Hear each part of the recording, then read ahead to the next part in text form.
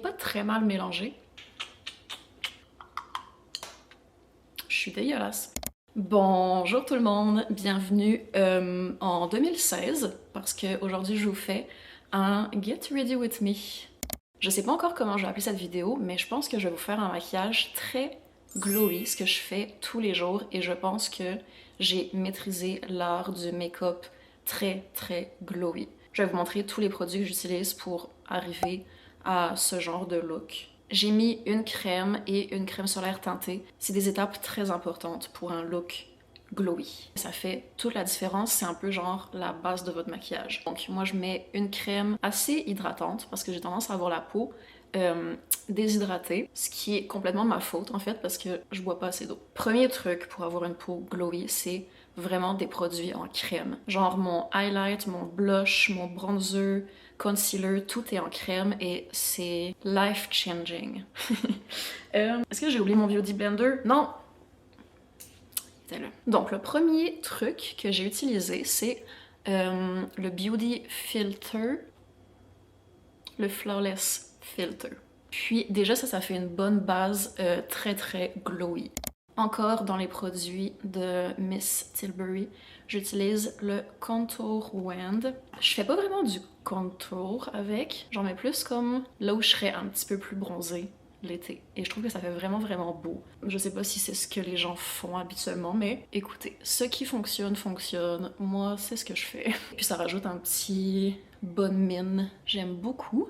Ensuite, une étape que j'aime beaucoup, le blush. Et en ce moment, j'ai un nouveau favori qui a remplacé celui de chez Glossier. Ça fait un moment que je l'avais dans mes affaires et je sais pas pourquoi je l'utilisais pas. Puis j'en mets vraiment comme très haut sur mes joues. Je trouve que c'est ce qui fait le plus beau avec la forme de mon visage. Et sur mon nez, je me suis fait un matcha ce matin, puis j'ai comme mis des fraises dedans, puis je l'ai un peu oublié sur mon comptoir, puis je suis en train de le boire en ce moment. Il est tellement parfumé aux fraises, c'est vraiment bon. J'ai jamais acheté de matcha parfumé, genre vanille, fraise, mais honnêtement, juste genre rajouter des fraises dans votre matcha, c'est assez pour le parfumer, c'est tellement bon. Donc voilà pour le blush.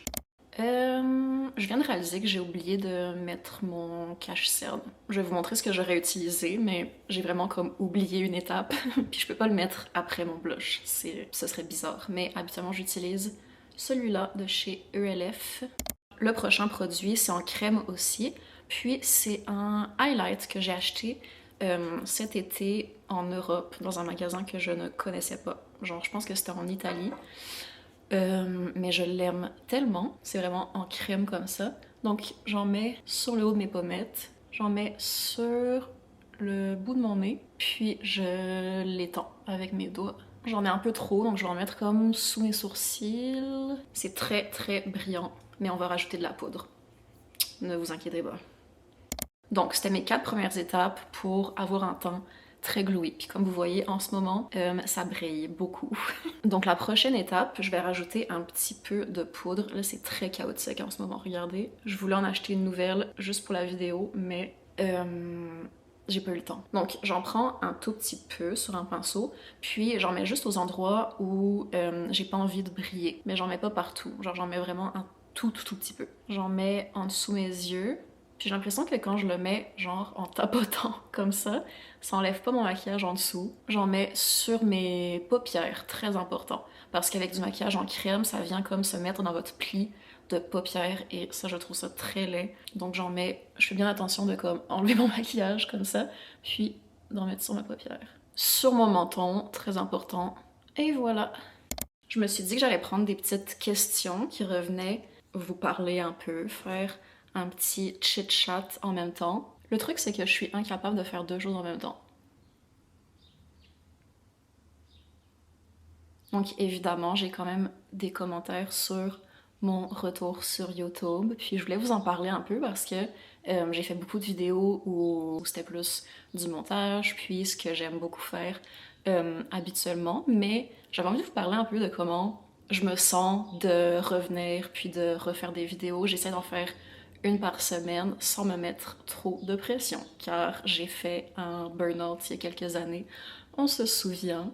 J'ai vraiment un problème à comme pas vouloir qu'on m'aide pour mes vidéos. Genre même quand j'en faisais plein avant, j'ai jamais trouvé quelqu'un pour soit faire du montage ou m'aider à faire genre avoir plus une équipe autour de moi. Je pense que c'est un gros problème parce que la charge de travail est beaucoup plus grosse si tu fais tout seul. J'ai fait un burn-out il y a quelques années, puis je pense pas que c'était juste les vidéos sur YouTube, je pense que c'était aussi les projets, les collabs, un peu dire oui à tout le monde et à tout en même temps. Puis si jamais c'est un sujet qui vous intéresse, j'aimerais beaucoup en parler. En fait, je suis très confortable d'en parler plus parce que maintenant que je suis plus vieille, je comprends exactement ce qui s'est passé, puis je peux en parler comme avec beaucoup de logique et... Donc, je suis en train de faire du montage, puis je m'écoute parler, puis j'ai envie de rajouter des commentaires. Vous allez me voir apparaître. En fait, j'ai déjà expliqué dans le passé que j'ai fait un burn-out, mais je pense que j'étais tellement jeune quand ça arrivait que je savais pas exactement comment, ben, premièrement comment en parler, mais aussi ce que je vivais à ce moment-là. Puis c'est un peu ce que je voulais dire par maintenant je comprends exactement ce qui s'est passé. C'est très simple, c'était seulement un burn-out, mais je pense que quand ça arrive, t'as vraiment du mal à le comprendre. Tu te demandes pourquoi t'es tout le temps fatigué, pourquoi t'as plus envie de rien faire, pourquoi t'avais autant d'énergie avant et si peu maintenant. Puis finalement, c'était juste d'apprendre comment se reposer. Ce que je pensais maîtriser, mais pas du tout. Genre dans les accomplissements de ma vingtaine, il y a vraiment comme apprendre à faire attention à ma santé mentale. Bref. Ouh! J'ai tellement mal, oh mon dieu. Je vous jure, mon pied a genre changé de couleur. Bref, je pourrais vous en reparler si jamais c'est un sujet qui vous intéresse, mais peut-être juste de comme partager mes trucs. Depuis mon burn-out, je suis en thérapie aussi, puis j'ai appris plein de trucs. Donc bref, en ce moment, je suis un peu en train de réfléchir à comme c'est quoi un peu les thèmes de mon contenu, puis je pense que santé mentale, ça serait très intéressant à travers genre tous les autres trucs que j'aime évidemment, les trucs un peu girly, la mode, les friperies. C'est vraiment aussi un sentiment agréable de comme me sentir passionnée à nouveau parce que dans les dernières années, je dirais qu'il y a des moments où j'étais comme, je sais même pas si ça va revenir, genre l'envie de faire du contenu, l'envie d'être sur les réseaux sociaux. Puis ça a tellement pris du temps avant que je comprenne comment réavoir de l'énergie, genre recharger mes batteries. Puis c'est passé par plein de trucs, genre la thérapie, être bien entourée, trouver des hobbies, genre trouver des sports, peu importe, genre des trucs un peu en dehors des réseaux sociaux, évidemment. Il y a quelques mois, je vous ai fait une première vidéo, puis je m'étais dit, quand je l'ai publiée, j'étais comme, je me donne quelques semaines pour réessayer. Si jamais je sens que c'est pas pour moi finalement, genre j'arrête et je trouve autre chose. Puis j'avoue là, ça fait quelques semaines, j'ai mis plusieurs vidéos en ligne. Puis plus j'utilise ma créativité, plus j'ai des nouvelles idées. Puis ça faisait longtemps que je m'étais pas sentie aussi inspirée et créative et ça fait vraiment du bien. Pour continuer dans le look très glowy, je mets un peu de crayon blanc dans le coin. Mais bref, tout ça pour dire, je suis vraiment contente de revenir. Je pense que j'ai toujours été quelqu'un de très passionné et qui fait pas les choses à moitié. Genre c'était soit zéro ou rien comme on l'a vu dans les dernières années. Ok, j'avais envie d'essayer ce rouge à lèvres là parce que je trouve la couleur tellement belle. Puis je pense que ça fait vraiment beau. Ouh! J'aime beaucoup. Mais bref, j'ai toujours été très tout ou rien. Puis il y a quelques années, c'était vraiment tout. Et honnêtement, quand je repense à la personne que j'étais, genre l'époque Suivez-moi, puis l'époque de la tournée, puis des collections, je m'impressionne, même si ça a fini en burn-out et je pouvais plus rien faire d'autre que comme être dans mon lit. Je trouve ça tellement impressionnant, l'énergie que j'avais, puis je pense que j'ai voulu tout faire en même temps, puis aussi comme satisfaire tout le monde, dans le sens où on faisait des meet-up et je voulais voir chaque personne qui se présentait. On avait des opportunités, des offres de contrat. Je me sentais tellement mal de dire non parce que je me disais, tu dois être reconnaissante, puis tu peux pas manquer des opportunités. Donc je disais oui à tout et n'importe quoi. Donc en ce moment, je suis très dans le genre, je reviens, mais faut que ce soit avant tout sain. Et ça peut pas être une source de stress, surtout que le stress tue la créativité. Puis je pense qu'il y a un moment où j'avais comme plus aucune créativité, mais je continuais quand même. Genre il fallait que je fasse des contrats, fallait que je pose des trucs, fallait que j'écrive un deuxième livre. Pas il fallait, personne m'a obligé. J'avais dit oui à tout, mais je pense que quelque part, je me sentais un peu obligée, puis c'est clairement moi qui m'obligeais moi-même. Personne m'a comme forcé. Mais c'est très difficile de faire des projets comme ça quand, genre, tu te réveilles le matin sans aucune énergie, sans aucune créativité. Puis c'est vraiment une position dans laquelle je veux jamais me remettre. Donc, en ce moment, je suis très on recommence, mais faut en premier que ce soit sain. Puis il y a quelques mois, quand je suis revenue sur YouTube, j'étais comme, si tu sens que c'est pas pour toi, genre si tu sens que c'est, t'as plus envie de le faire, parce que j'ai quand même commencé ce métier-là quand j'avais 16 ans, j'ai 27. Genre c'est possible de plus aimer être sur les réseaux sociaux. Quand j'ai commencé mes vidéos, j'étais tellement jeune, puis je l'ai fait un peu pour imiter genre les grandes YouTubers que je voyais aux États-Unis ou en France. Puis j'étais très reconnaissante du fait que ça fonctionne, mais vu que c'était pas comme mon premier objectif, on va dire. J'étais très overwhelmed par tout ce qui se passait, très reconnaissante, mais très overwhelmed aussi. Donc bref, je trouve ça vraiment spécial, tout ça, c'est un de mes sujets préférés, honnêtement, je trouve ça tellement intéressant. Quand je dis que c'est un de mes sujets préférés, je parle pas de moi et ma carrière, c'est plus comme, en général, genre la santé mentale versus la notoriété, le succès, c'est des sujets que je trouve vraiment intéressants parce que je l'ai un peu vécu, puis parce que aussi je le vois dans plein d'expériences ou d'histoires différentes que la mienne. Genre, il y a beaucoup de youtubeuses que je regardais avant qui ont fait aussi des burn-out, puis une de mes préférées, c'était Ashley Best Dress. Je suis assez certaine qu'elle a fait un burn-out, je sais pas exactement parce qu'elle l'a jamais expliqué, mais je trouve ça tellement intéressant de voir l'évolution des gens, puis j'ai l'impression que dans les premières années où tu crées ta chaîne puis tu fais du contenu, il faut que tu travailles tellement, tellement fort pour finalement percer à un moment.